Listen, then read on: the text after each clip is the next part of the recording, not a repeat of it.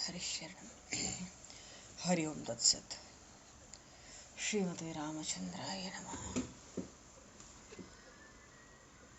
नमः परमहंसाय स्वादितचरणकमलचिन्मकरन्दाय भक्तजनमानसनिवासाय श्रीरामचन्द्राय नमः।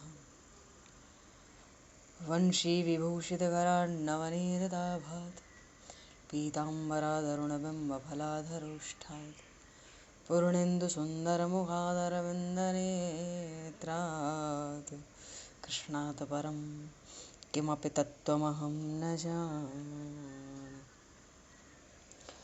वसुदेवसुतं देवं कंसचारूढमर्दनं देवकी परमानन्दं कृष्णं वन्दे जगद्गुरुं।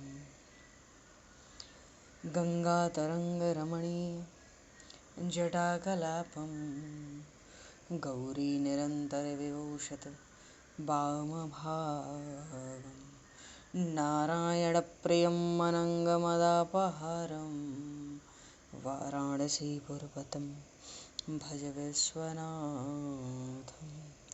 प्रह्लादनारदपराशरपुण्डरीक व्यासि अम्बरीशशुकशौनकभीष्मदालभ्यान् रुक्माङ्गद अर्जुन वसिष्ठविभीषणादीन् एतानहं परं भागवतान् नमाम्यहम्। भक्त भक्ति भगवंत गुरु चतुर्नाम वपुए तिनके पद वंदन किए नाशहि विघ्न अनेक। बंदहु गुरुपद गंज कृपा सिंधु नररूप हर महामोह तम पुंज जासु वचन रवि कर।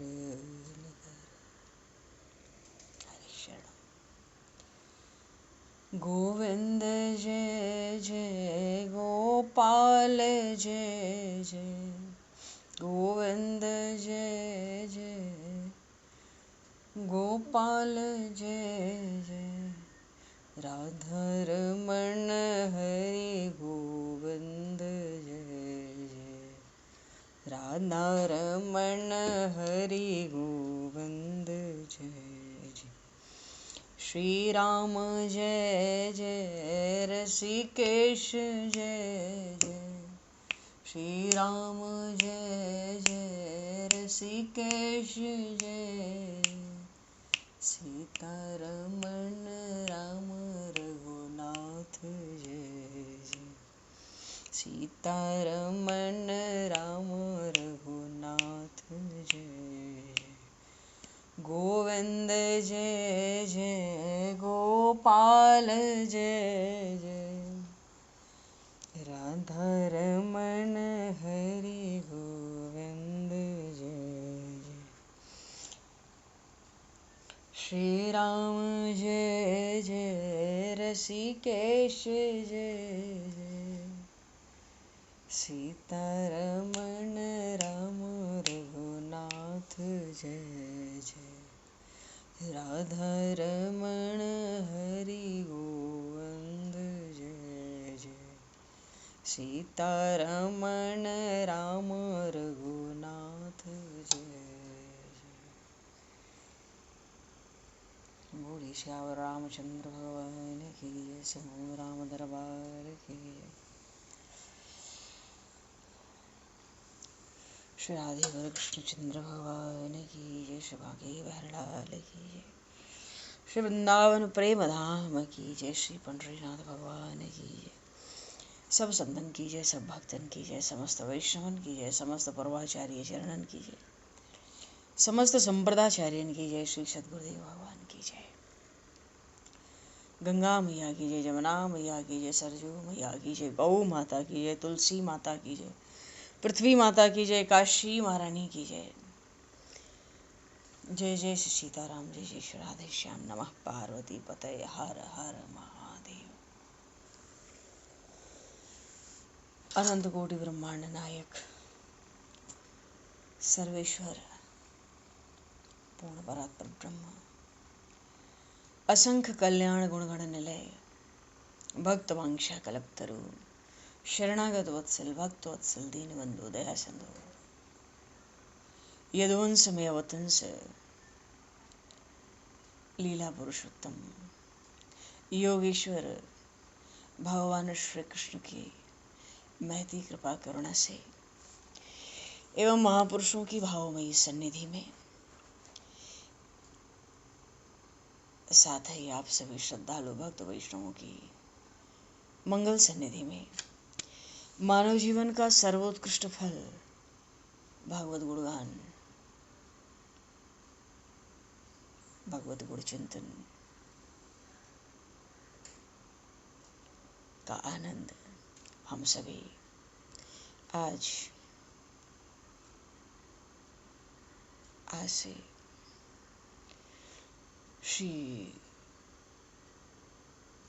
श्रीमद् भगवद गीता के चिंतन के माध्यम से प्राप्त करने जा रहे हैं। सर्वप्रथम आप सभी भक्तजनों के श्री चरणों में भगवद भाव से सादर वंदन, सादर नमन। आप सभी को यथायोग्य जय श्री राम, जय जय श्री राधे, हरि शरणम, जय जय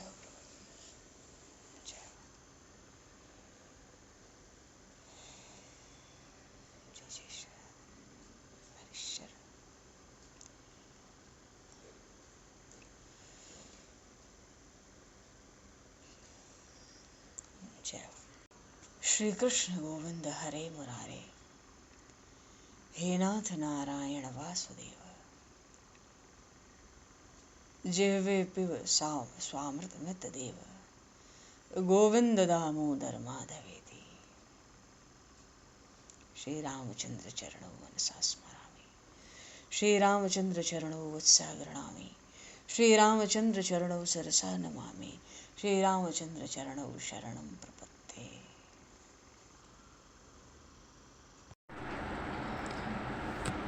पूर्व प्रसंग में जो श्रीमद् भागवत गीता जी में भगवान श्री कृष्ण उन भक्तराज अर्जुन को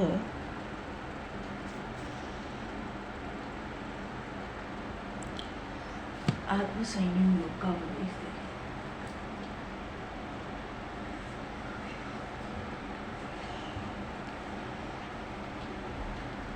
तो पूर्व प्रसंग में आया दुख के संयोग से वियोग।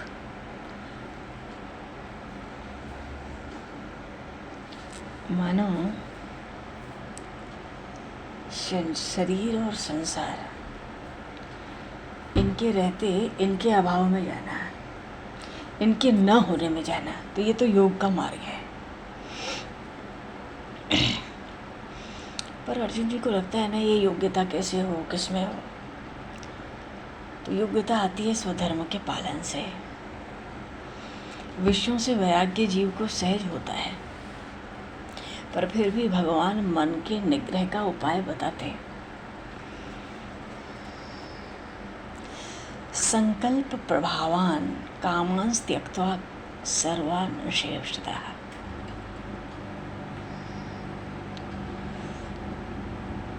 भगवान कहना चाहते हैं, अर्जुन, जो योग तुमको बड़ा दुष्कर मालूम पड़ता है वह है बड़ा सुगम।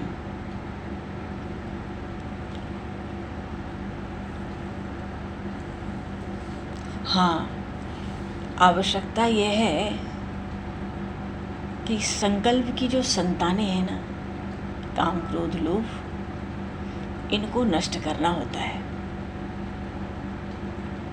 क्योंकि संकल्प की इन संतानों से ही जीवन में दुख होता है। मन संकल्प विकल्प से रहित हो जाए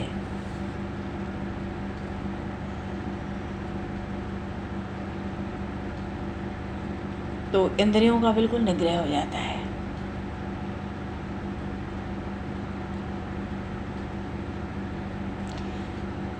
तो इंद्रियों का जब बिल्कुल निग्रह हो जाता है तो ऐसा हो जाता है, साधक योगी ऐसा हो जाता है मानो अपना हृदय फाड़ के स्वयं ही अपने जीवन का नाश कर दिया।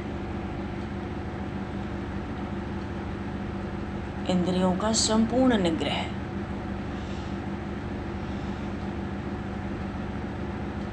मन को ऐसा वैराग्य मिल जाए तो संकल्प का आना जाना छूट जाए, बुद्धि धैर्य में सुखपूर्वक निवास करेगी।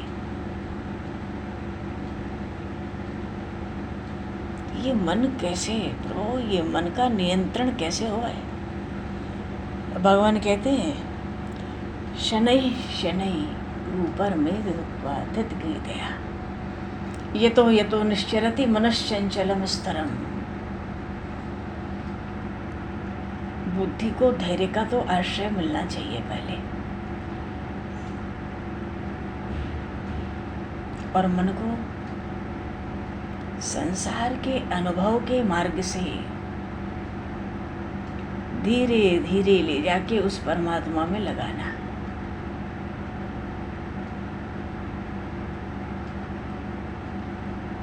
यहाँ तक कि भगवान ने कहा आत्म संस्थम मनः कृत्वा न किंचिदपि चिंतयेत्।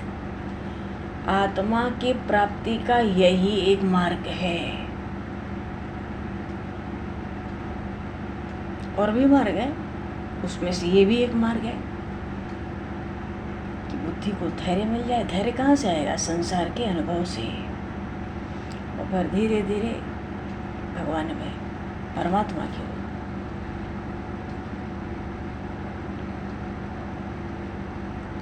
तो परमात्मा की प्राप्ति में, या कहें आत्म तत्व की प्राप्ति में, भगवान कहते हैं हम अपने मन में एक ऐसा दृढ़ निश्चय कर लें कि हम जो निश्चय कर लेंगे उससे जरा सा भी टस से मस नहीं होंगे।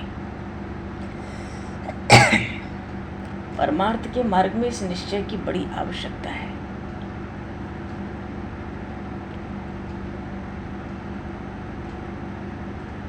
और यदि हमारा चित्त इतने से स्थिर हो गया, सहज समझ लेना चाहिए कि सहज ही हमारा कार्य हो गया। जो निश्चय कर लेंगे, जो नियम कर लेंगे, उससे जरा भी टस से मस नहीं होंगे।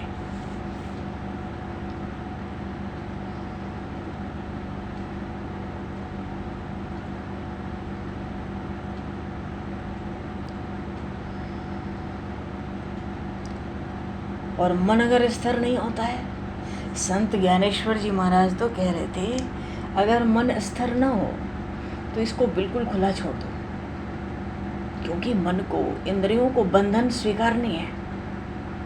और मन तो ज्ञानेंद्रिय भी है, कर्मेंद्रिय भी है, सबसे प्रबल है। इंद्रियों में सबसे प्रबल मन है। इसको अगर मन स्थिर न हो तो बिल्कुल खुला छोड़ दो। पर कैसे छोड़ो? एकदम अखंड सावधान रहो, नित्य जगे रहो, मन को पकड़ो कहाँ जा रहा है। तो ये उन्मत्त मन जहाँ जहाँ जाए वहाँ से या तो उसको प्रतिबंधित करके लाना है, और अगर मन शक्ति दिखाता है तो फिर इसको पुचकार कर, बहला कर, फुसला कर, समझा कर, मानो धीरे धीरे मन जहाँ जहाँ जाए वहाँ से यतो निश्चरति मनश्चंचलम स्थिरम ततस्ततो वशम नयेत। जहाँ जहाँ जाए वहाँ से पकड़ पकड़ के ले आओ और फिर वहीं लगाओ जहाँ से वो गया था। प्रशांत मनसम हेनम योगिनम सुखमुत्तमम उपैति शांत रजसम ब्रह्मभूतम कल्मषम।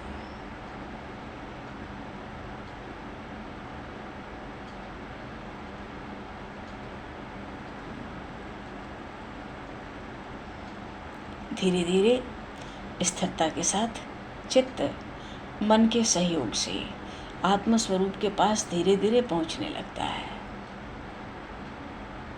आगे चलकर तो अद्वैत में ही डूब जाता है। अद्वैत में द्वैत डूब जाता है। और अगर अद्वैत में द्वैत डूब गया योगी के, तो उन दोनों की एकता से द्वैत और अद्वैत एक हो गए। द्वैत का पता ही नहीं, अद्वैत में डूब गया। इतना प्रकाश भीतर हो जाता है, त्रिभुवन प्रकाशित हो जाता है।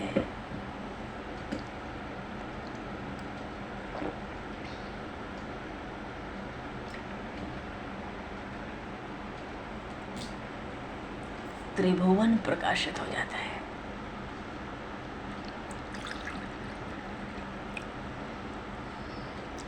चित्त का भी लय हो जाता है। जो कुछ दिखता है वो अब केवल चैतन्य ब्रह्मानंद के रूप में ही दिखता है। सुखेन ब्रह्म संस्पर्शम अत्यंतम सुख मशुष्यते।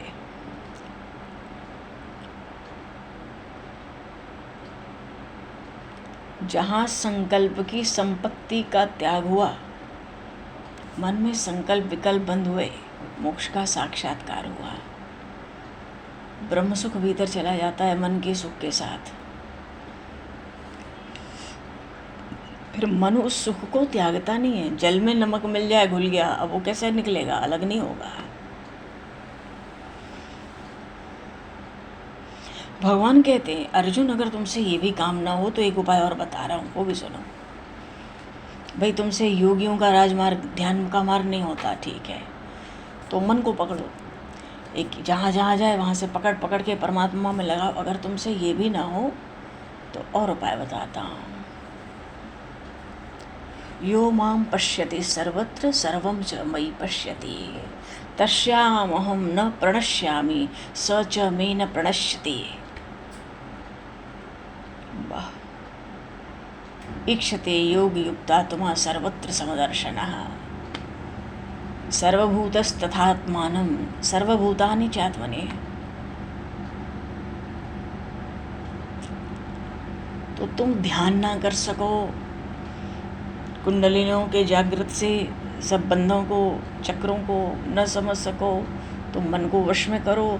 जहाँ जहाँ जाए उसको या तो अनुशासन में लाओ या बहका के फुसला कर लाओ, समझा कर लाओ। और नहीं तो एक काम करो, पहले तो ये बात जान लो, इस बात में कोई शंका मत रखो, जरा भी शंका मत रखो। ये बात भगवान कह रहे हैं, मैं ही सारे शरीरों में रहता हूँ, तो सारा जगत मुझ में ही है।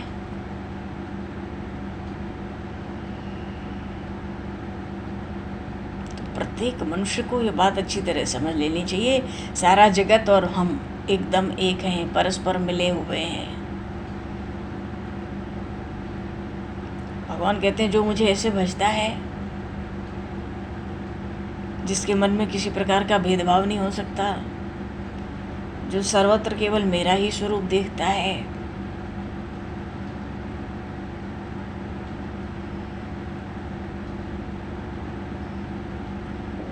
जैसे दीपक और दीपक का प्रकाश एक ही है, ऐसे ही भगवान कहते हैं जीव और ब्रह्म की स्थिति है। इसका भाव यह है कि एक ही आत्मा सबके भीतर विद्यमान है, समान रूप से, वो जड़ो जय चेतन। तत्व की दृष्टि में कहीं भेद बुद्धि है ही नहीं। तो जो ऐसा व्यक्ति है, उसके भीतर मैं रहता हूँ और मेरे भीतर वो रहता है।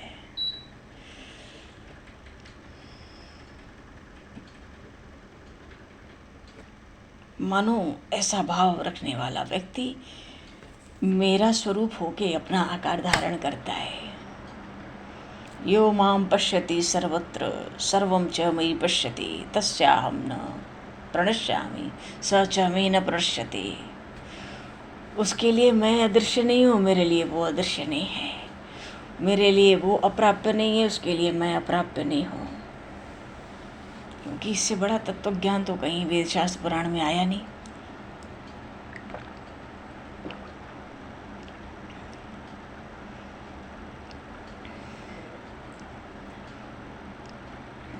तो भगवान कहते हैं, जिसकी अज्ञान की रात्रि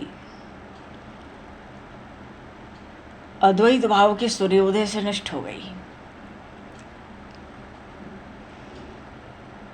जैसे वृक्ष में पत्ते बहुत मालूम पड़ते हैं, पर वृक्ष का मूल तो एक ही होता है।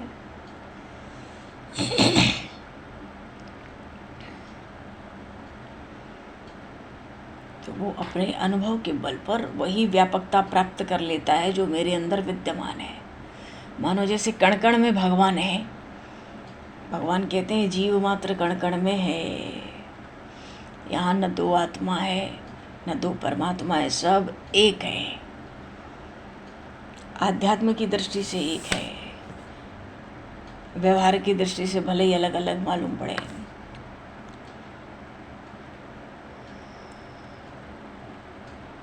तो ऐसे व्यक्ति को शरीर का अभिमान नहीं होता। जिसको शरीर का अभिमान नहीं होता उसको बंधन का डर नहीं है। तो सुखम वा यदि वा दुखम संयोगी परमो मता, भगवान कह रहे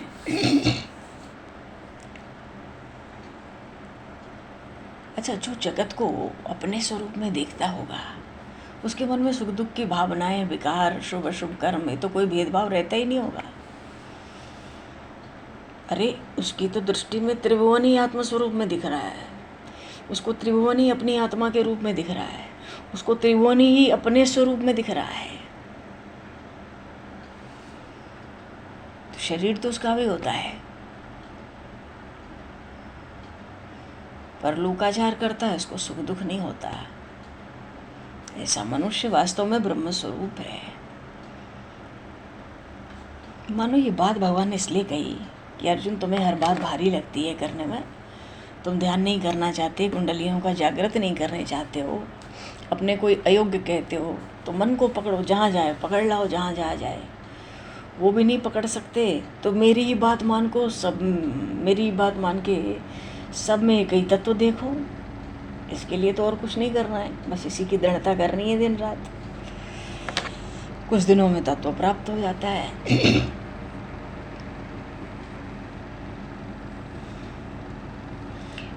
अर्जुन जी ने कहा, प्रभु आप तो मेरे कल्याण का ही ध्यान करते रहते हो, आप मुझे इतनी बातें कहते हो, पर मन के आगे तो मेरी एक नहीं चल रही है।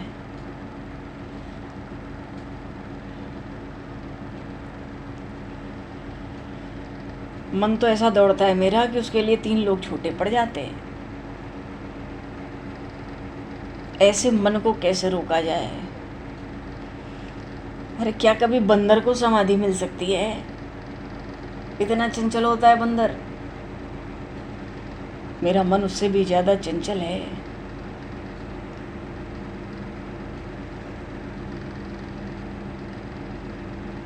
मन अपना चपल स्वभाव, चंचल स्वभाव कैसे त्यागेगा?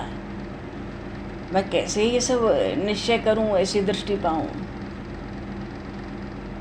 मेरा मन तो कभी निश्चल नहीं होगा। जो आप कहते हो मैं वहां तक, उस स्थिति तक पहुंचूं, मैं तो सच कहता हूं, मेरा मन कभी निश्चल नहीं होगा, बड़ा चंचल है। भगवान ने कहा, ठीक कहते हो, असंशय महाबाहो मनो दुर्निग्रहम चलम। अभ्यासेन तो कौन्तेय वैराग्येण च गृह्यते।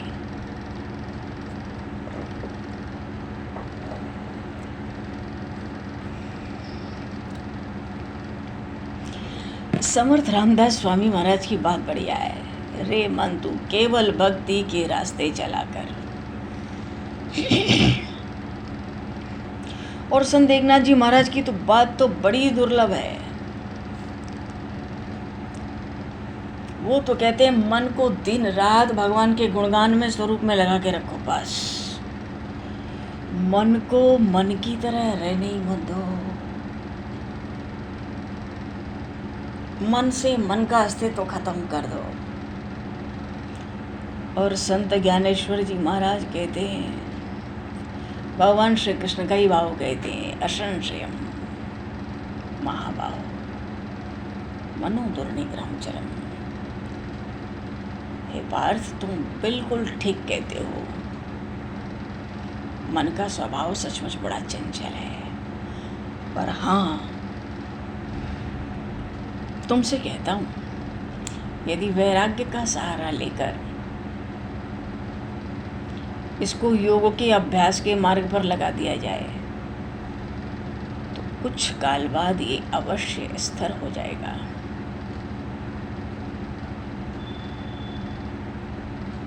क्यों? संत ज्ञानेश्वर जी महाराज कहते हैं, इस मन की एक बड़ी अच्छी आदत है। जिस चीज का इसको चस्का एक बार लग जाए, जिस चीज का रस इसको एक बार मिल जाए, फिर उसी का इसको चस्का लग जाता है। इसलिए बड़े कुतूहल से आनंद सुख का चस्का इसको लगा देना चाहिए।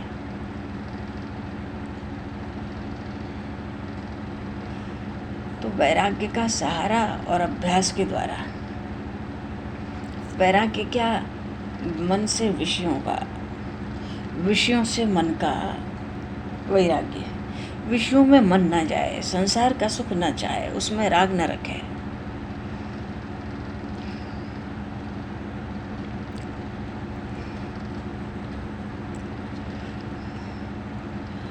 और अभ्यास ये कि इसको निरंतर परमात्मा में लगाया जाए।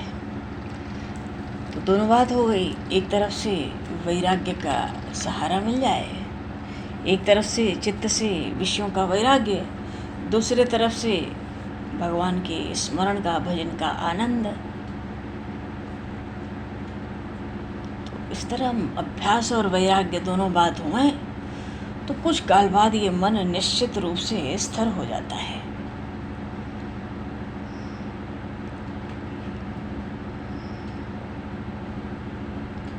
पर जो विरक्त नहीं है, जो कभी अभ्यास की चेष्टा भी नहीं करते, वे इस मन को अपने अधीन नहीं कर सकते। भगवान कहते हैं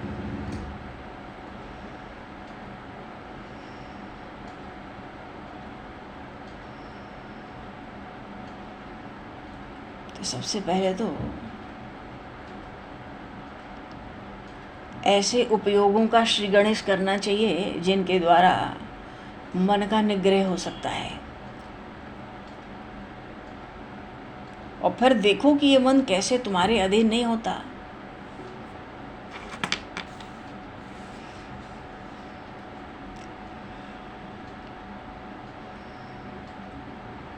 अब कोई सोचे भैया वैराग्य की तो कभी याद भी मत करो, संसार के सुख में डूबे रहो, मन का कभी नियंत्रण करो ही मत, तो मन क्यों स्थिर होगा? वो तो कभी स्थिर नहीं होगा।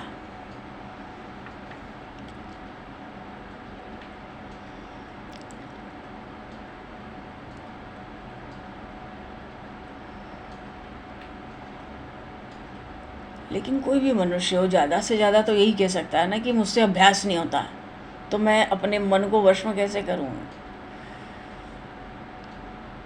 तो भगवान कहते हैं यदि किसी मनुष्य में योग की शक्ति आ जाए, फिर उसके सामने मन की चंचलता कोई चीज़ रह ही नहीं जाती।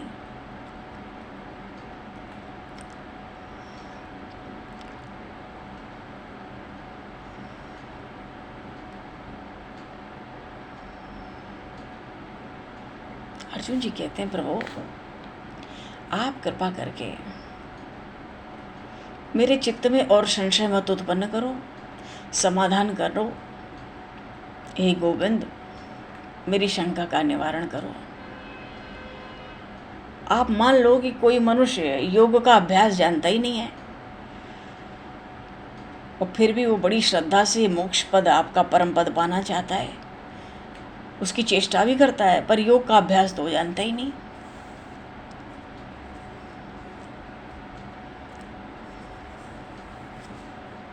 अब आत्मसिद्धि तो होती नहीं और लौट के भी जीवन में वो आ सकता नहीं, बीच में ही पड़ा रह जाता है। और बीच में पड़े पड़े मानो परमात्मा की तो इच्छा थी, योग साधन वो जानता नहीं, चाहता है भगवान को, योग कर सकता नहीं, बीच में पड़ा है। और आयु का अस्त हो जाए, आयु के सूर्यास्त का अस्त हो जाए सूर्य का, फिर तो खूब बनी उसके संग।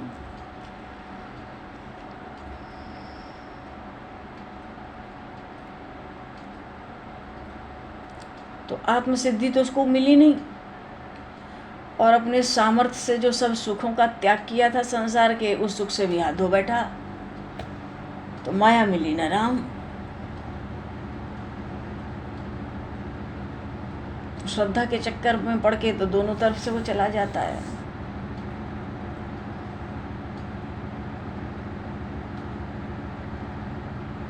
भगवान ने इस बात पर इतनी सुंदर बात कह दी,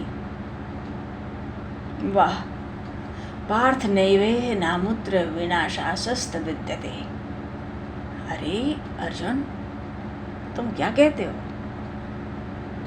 तुम यही तो कहना चाहते हो ना कि परमात्मा को पाने का अभ्यास मार्ग तो जीव जानता नहीं और उसको पाने की इच्छा करता है।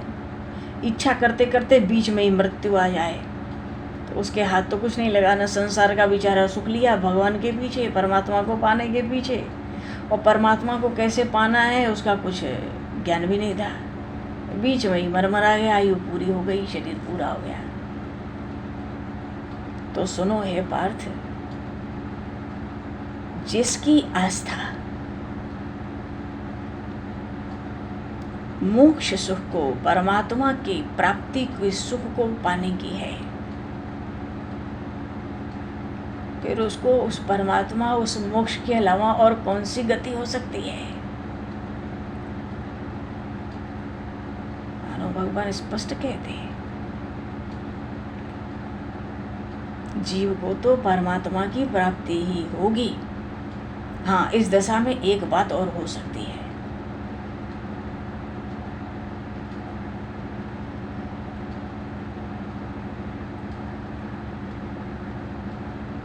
क्या उसको बीच की स्थिति में थोड़ा सा रुककर व्याकुल होना पड़ता है, और उस व्याकुलता में भी ऐसा सुख है जो देवताओं को भी शीघ्र प्राप्त नहीं होता।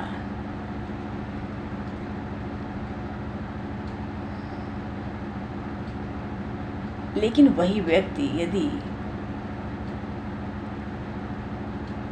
अभ्यास के मार्ग में वैसे ही चलता चला जाता है जैसे उसने शुरू में परमात्मा की प्राप्ति के लिए उस मार्ग पर चलने के लिए कदम बढ़ाया था, तो निश्चित रूप से उसकी आयु उसकी पूरी हो। मानो आयु रूपी जो सूर्य है उसके डूबने से पहले ही वो परमात्मा प्राप्ति के स्थान पर अवश्य पहुंच जाता है।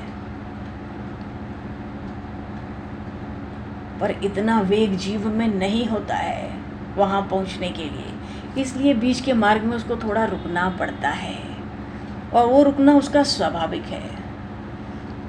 पर कुछ भी हो अर्जुन, तुमसे सत्य कहता हूं, अंत में वो उस मोक्ष को, उस परमात्मा तत्व को ही प्राप्त करता है।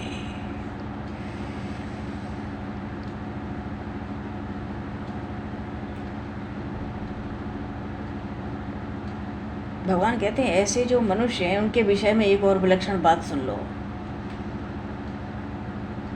जिन लोगों को पाने के लिए इंद्र को भी बहुत कष्ट झेलने पड़ते हैं,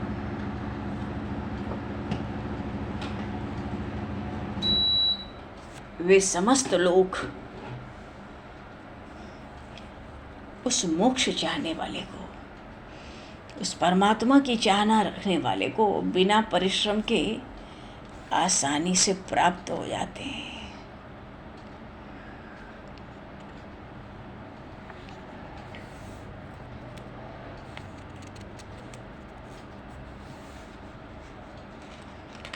आसानी से। अरे ये प्रसंग तो ऐसा सुंदर प्रभु ने आरंभ किया।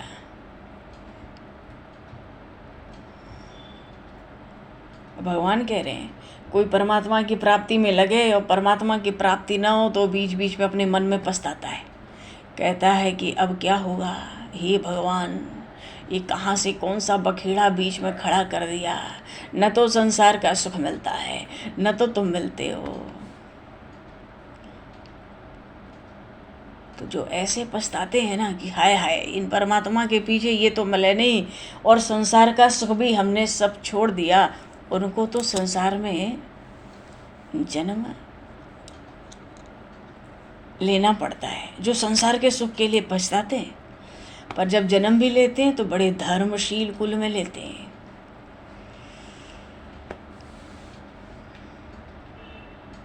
वहाँ जाके वो नित्य मानो निरंतर नीति के मार्ग का अनुसरण करते हैं, सत्य बोलते हैं, शास्त्र के दृष्टि से ही हर एक चीज़ को देखते हैं, शास्त्र के अनुसार ही हर एक कर्म को करते हैं, वेदों को ही अपना जीवंत देवता मानते हैं, स्वधर्म का ही वो व्यवहार करते हैं। सार और असार, सत असत का विचार उस विचार को ही अपना सलाहकार बनाते। उनके कुल में ईश्वर चिंतन के सिवाय और कोई चिंतन होता नहीं।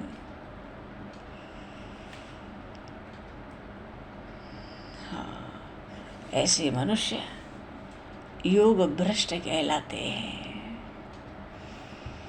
बोलीश भक्त वत्सल भगवान की जय। यदुवंश में अवतरण लीला पुरुषोत्तम प्रेम पुरुषोत्तम योगेश्वर भगवान श्री कृष्ण चंद्र की जय। महात्मा अर्जुन जी महाराज की जय। श्रीमद् भगवद गीता जी की जय। भगवान ये 6ठा अध्याय विश्राम पर आ रहा है, पर ये प्रसंग बहुत सुंदर है। इसको थोड़ा अब आगे के प्रसंग में आराम से, इस प्रसंग बहुत सुंदर है। भगवान गति बता रहे हैं उन मनुष्यों की जो परमात्मा की प्राप्ति करते हैं और जो करते करते रह जाते हैं। सब संतन की जय, सब भक्तन की जय। और इसी प्रसंग के साथ आगे इस आत्म संयम योग का विश्राम होगा मन के निग्रह के साथ। और फिर आगे ज्ञान विज्ञानी हो गए, पर अभी इसमें ये जो प्रसंग है मन का निग्रह है।